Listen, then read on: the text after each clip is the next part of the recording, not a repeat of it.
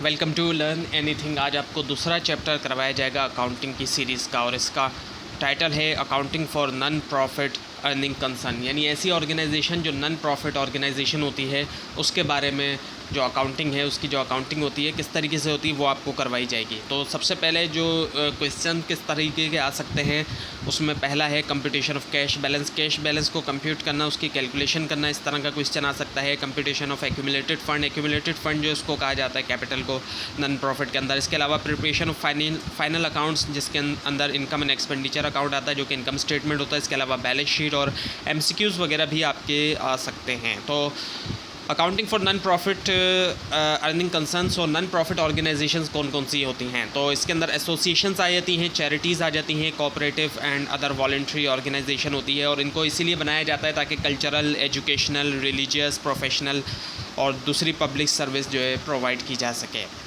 और इसका जो स्टार्टअप फंडिंग होती है जब इसको बनाया जाता है तो वो प्रोवाइड करते हैं इसके मेंबर्स, ट्रस्टीज़ या दूसरे ऐसे लोग जो रीपेमेंट एक्सपेक्ट नहीं करते, यानी कि उनको ये नहीं होता कि वो पैसा लगा रहे हैं तो उनको रिटर्न में भी मिले। और इसके अलावा ज़ाहिर बात है उनको प्रॉफिट या लॉस का भी कोई शेयर नहीं होता। इसके अलावा जो अप्रूव्ड, इनकॉर्पोरेटेड और रजिस्टर्ड NPO होती हैं, इनके नॉन प्रॉफिट ऑर्गेनाइजेशन, वो यूजुअली टैक्स एग्जम्प्टेड होती हैं क्योंकि इनके ऊपर टैक्स नहीं लगता, क्योंकि ये प्रॉफिटेबल ऑर्गेनाइजेशन नहीं होती। और जो कंट्रीब्यूशन इनको किया जाता है वो भी ज़्यादातर टैक्स डिडक्टेबल होता है। सो बेसिक पर्पस इस ऑर्गेनाइजेशन का यही होता है कि प्रॉफिट अर्न करना नहीं होता, इनका मकसद जो है वो प्रॉफिट अर्न करना नहीं है। सो बेसिक इसका यही मतलब है। अब अकाउंटिंग कुछ टर्म्स हैं जो नॉन प्रॉफिट ऑर्गेनाइजेशन में डिफरेंट होती हैं as compare to profit organization में। यहाँ पे कैपिटल की जगह एक्यूमुलेटेड फंड होता है, फंड का लफ्ज़ यूज़ होता है। अक्सर आप फंड का लफ्ज़ सुनते होंगे कि फ़ंड की कमी है या ये, तो एक्यूमुलेटेड फंड का लफ्ज़ यूज़ होता है यहाँ पे कैपिटल की जगह। इसके अलावा कैश बुक है तो उसकी जगह पर रिसिप्ट्स एंड पेमेंट अकाउंट का लफ्ज़ यूज़ होता है। इनकम स्टेटमेंट की जगह इनकम एंड एक्सपेंडिचर अकाउंट, और नेट प्रॉफिट की जगह surplus of income over expenditure, यानी कि इनकम का ज़्यादा होना एक्सपेंडिचर के मुकाबले में, तो उसको हम नेट प्रॉफिट कहेंगे प्रॉफिट ऑर्गेनाइजेशन में, और यहाँ पे हम उसको सरप्लस का नाम दे देते हैं। और नेट लॉस जो है वो डेफिशिएट ओवर इनकम, डेफिशिएट होना इनकम के ऊपर, यानी कि इनकम की कमी होना, सो उसको नेट प्रॉफिट की जगह पे, सॉरी नेट लॉस की जगह पे यूज़ किया जाता है। Now the distinction between the profit, non profit and commercial entities. Commercial entities यानी कि जो प्रॉफिटेबल हैं और जो नॉन प्रॉफिट है इनके दरमियान कुछ फ़र्क है। प्राइमरी मोटिव कमर्शियल ऑर्गेनाइजेशन का क्या होता है कि जो इसकी एक्टिविटीज़ होती हैं वो प्रॉफिट अर्न करने के लिए होती हैं, जबकि नॉन प्रॉफिट का जो है वो प्रोवाइड करना सर्विस जो मेंबर्स होते हैं या फिर पब्लिक को, उसको मेंबर्स को भी सर्विस प्रोवाइड करती है ये, और इसके अलावा पब्लिक एट लार्ज को। और जो प्रॉफिट्स अगर इससे होते हैं तो वो फर्दर सर्विस ऑब्जेक्टिव्स के लिए इस्तेमाल किया जाता है, और ज़्यादा सर्विसेज देने के लिए, अगर ये नॉन प्रॉफिट ऑर्गेनाइजेशन अगर प्रॉफिट अर्न करती है।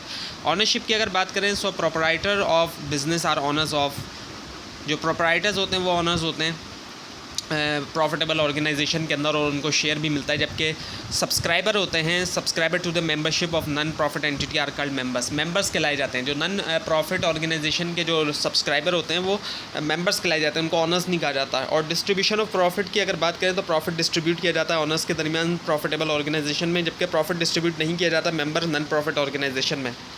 रिज़ल्ट्स की अगर हम बात करेंगे, क्या रिज़ल्ट मतलब यानी कि इसका जो रिज़ल्ट आता है एक्टिविटीज़ का, सो जो रिज़ल्ट जो होता है एक्टिविटीज़ का वो प्रॉफिट आता है।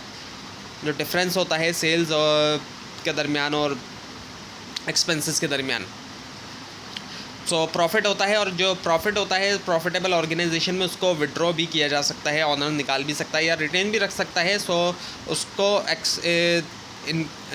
प्रॉफिट जो होता है वो इनकम ज़्यादा होने की वजह से होता है लॉस के ऊपर, जबकि नॉन प्रॉफिट ऑर्गेनाइजेशन में सरप्लस आता है। जब भी इनकम ज़्यादा होगी तो वो सरप्लस आएगा, और ये जो है इससे कैपिटल फ़ंड के अंदर इजाफा होता है। जो फ़ंड होता है इसको विड्रॉ नहीं किया जा सकता, और एक्सेस अगर वहाँ पे ज़्यादा हो गया एक्सपेंस का तो फिर वो डेफिशिएट होगा, लॉस नहीं उसको लिखा जाएगा बल्कि डेफिशिएट उसको लिखा जाएगा। अकाउंटिंग स्टेटमेंट्स की अगर हम बात करें, सो प्रॉफिटेबल ऑर्गेनाइजेशन में manufacturing account, profit and loss account और बैलेंस शीट वगैरह होती हैं, जबकि यहाँ पे नॉन प्रॉफिट ऑर्गेनाइजेशन के अंदर receipts and payment account, income and expenditure account, इसके अलावा बैलेंस शीट। सो रेवेन्यू रिसिप्ट्स जो रिसीव होता है रेवेन्यू, उसके अंदर जो है वो क्या क्या चीज़ें शामिल है। एनुअल मेंबरशिप सब्सक्रिप्शन है, कोई भी सब्सक्रिप्शन आता है एनुअल मेंबरशिप का, डोनेशंस है, ग्रांट्स है, legacies received regularly for journal purposes के, उसके अलावा एडमिशन फ़ीस नॉट कैपिटलाइज, जो कैपिटलाइज नहीं हुई वो, उसके अलावा हॉल रेंट रिसीव हुआ फ्रॉम आउटसाइडर से हॉल यूज़ करने के लिए, और उसके अलावा रिसिप्ट हुई सेल ऑफ ओल्ड न्यूज़पेपर या मैगजीन से, उसके अलावा रिसिप्ट हुई from sales of refreshments, dinner coupons and other social functions. उसके अलावा इंटरेस्ट जो रिसीव्ड हुआ इन्वेस्टमेंट के ऊपर, फिक्स डिपॉजिट के ऊपर, लोन एडवांस के ऊपर, और उसके अलावा any other item of this similar nature. तो ये जो है रेवेन्यू रिसिप्ट्स है। और रेवेन्यू पेमेंट्स जो होती हैं वो होती हैं कुछ इस तरह से, payments for the salaries and wages, जो सैलरीज और वेजेस दी जाती है ज़ाहिर बात है वो पेमेंट है। और उसके अलावा पेमेंट मेड फॉर रेंट के लिए जो पेमेंट दी गई, taxes, insurance premium, electricity charges, printing postage और स्टेशनरी चार्जेस और रिपेयर्स। इसके अलावा पेमेंट की जाती है ट्रैवलिंग और कन्वीनियंस के लिए भी। और इसके अलावा पेमेंट की जाती है परचेज ऑफ रिफ्रेशमेंट्स के लिए, डिनर्स के लिए, और payments for organizing sport meetings and tournaments. और उसके अलावा इंटरेस्ट पेड ऑन लोन, जो इंटरेस्ट दिया गया लोन के ऊपर, जो लोन लिया था उसके ऊपर इंटरेस्ट जो दिया गया, और उसके अलावा बैंक ओवरड्राफ्ट के ऊपर भी इंटरेस्ट दिया जाता है। And payment for other items, तो जितनी भी तरह की पेमेंट्स आएंगी वो तमाम जो है वो रेवेन्यू पेमेंट्स में आ जाएगी। Now the income and expenditure account, जो प्रॉफिट एंड लॉस अकाउंट बनाती है प्रॉफिटेबल ऑर्गेनाइजेशन, ये उसी तरह का होता है, लेकिन फ़र्क ये होता है कि ये बनाया जाता है नॉन प्रॉफिट ऑर्गेनाइजेशन के लिए। तो और इसके अंदर ज़ाहिर बात है प्रॉफिट या लॉस की जगह सरप्लस या डेफिशिएट यहाँ पे शो किया जाएगा। तो अब आपके सामने एक एग्जांपल है इस चैप्टर की, a summary of receipts expenditure account of Khairpur sport for 1 year is given. एक साल का जो इनका समरी है खैरपुर स्पोर्ट क्लब की रिसिप्ट्स की एक्सपेंडिचर अकाउंट की, वो इस तरीके से। रिसिप्ट्स के अंदर जो ओपनिंग बैलेंस है वो 6000 है, सब्सक्रिप्शंस 40,000 है, डोनेशंस 15,000 है, इंटरेस्ट 1,000 है, चैरिटी शो रिसिप्ट्स 5,000 है। पेमेंट्स जो है वो सैलरी है 4,000, इलेक्ट्रिसिटी चार्जेस 1,000, स्पोर्ट्स एक्सपेंडिचर है 1,000, स्पोर्ट्स गुड्स परचेज है 10,000, बुक्स जो परचेज़ की वो है 8,000, other expenses 2,000, charity show expenses 4,000, investment है 10,000, और इसके अलावा क्लोजिंग बैलेंस है 27,000। अब एडिशनल डेटा भी आपको कुछ दिया गया है कि सब्सक्रिप्शन इंक्लूडेड, सब्सक्रिप्शन में शामिल क्या है। अब जो सब्सक्रिप्शन के अंदर शामिल है वो है 1,000 फॉर 2002 के लिए एंड 500 फॉर द ईयर 2004।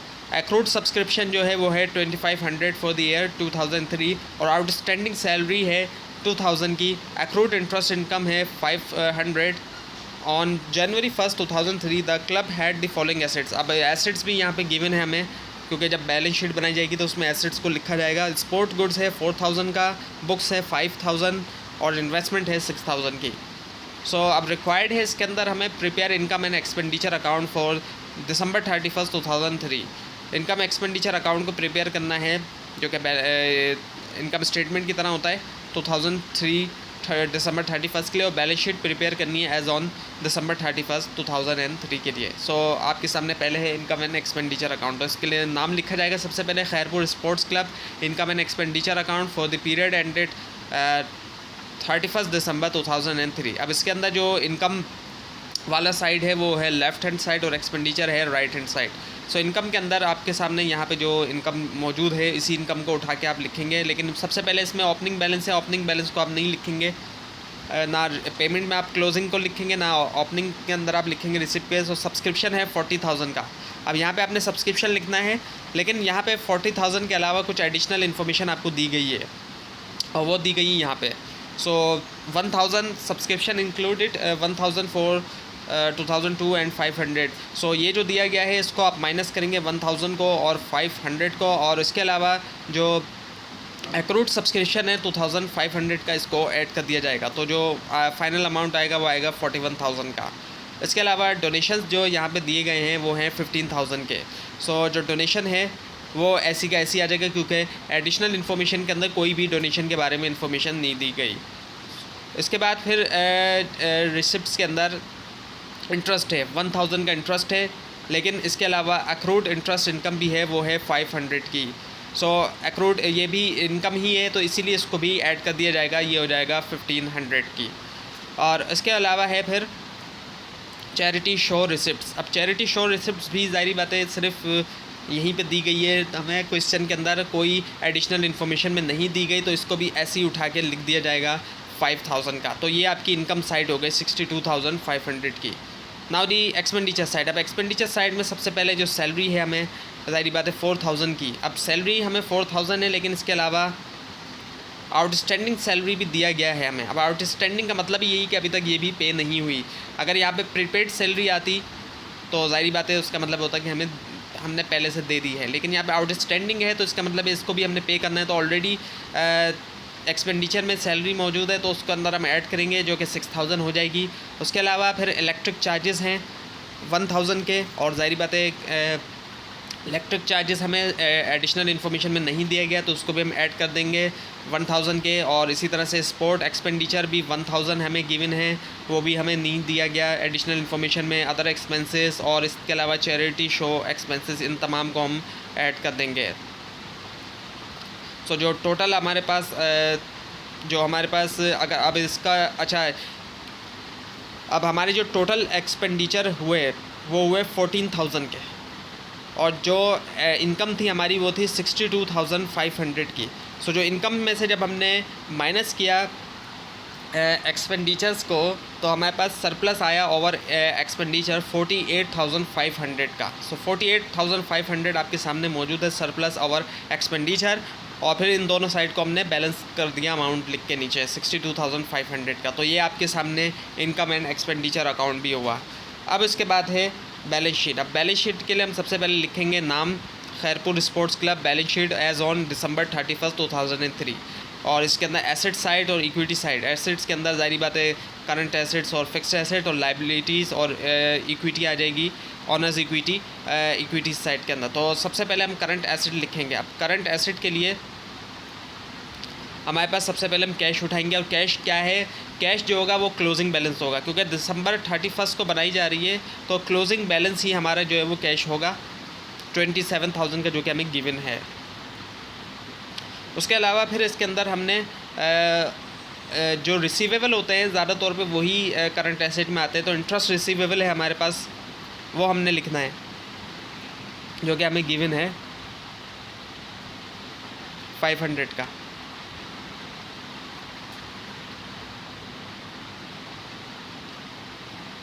यहाँ पे एडिशनल डेटा के अंदर इंटरेस्ट अक्रूड इंटरेस्ट इनकम जो है ये 500 का हमें गिवन है, यही हमारा जो है वो एसेट के अंदर भी आ जाएगा।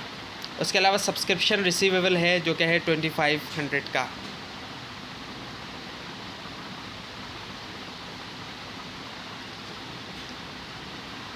ये भी एडिशनल इन्फॉर्मेशन के अंदर हमें गिवन है।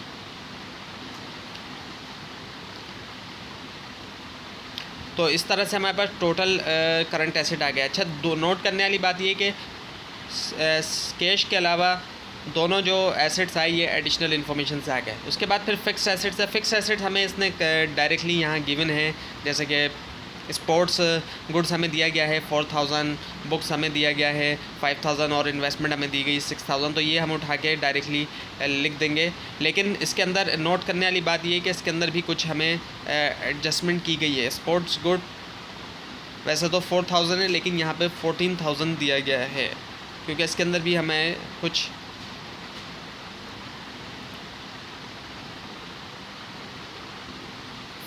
यहाँ पे जो हमें पेमेंट में हमें दिया गया है स्पोर्ट्स गुड्स परचेस्ड, इसकी वजह से हमें परचेज़ किया गया है, तो इसी वजह से हम 10,000 को ऐड करेंगे और ये टोटल हो जाएगा हमारा 14,000। और इसी तरह से बुक्स जो परचेज़ की गई 5,000 नीचे है, और यहाँ तो ये भी हो जाएगा हमारा 8,000, और इन्वेस्टमेंट जो कि 6,000 की है, और 10,000 16,000 हो जाएगा। तो ये टोटल जो है हमारे पास फिक्स एसेट्स भी इस तरीके से आ जाएंगे। इसके बाद फिर लाइबिलिटीज़ है। लाइबिलिटीज़ में सैलरीज़ पेएबल हैं जो कि 2000 की सैलरीज़ हैं।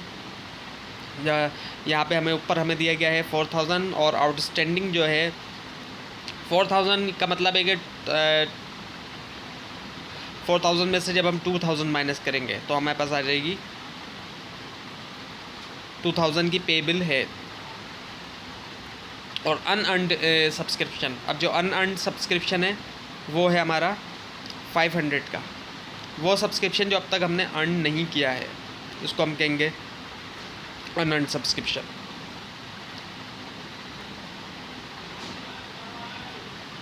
और इसके अलावा फिर हमारे पास आए थे ये क्लब इक्विटी। इसके अंदर हमारे पास एक्यूमुलेटेड फ़ंड है 22,000 का।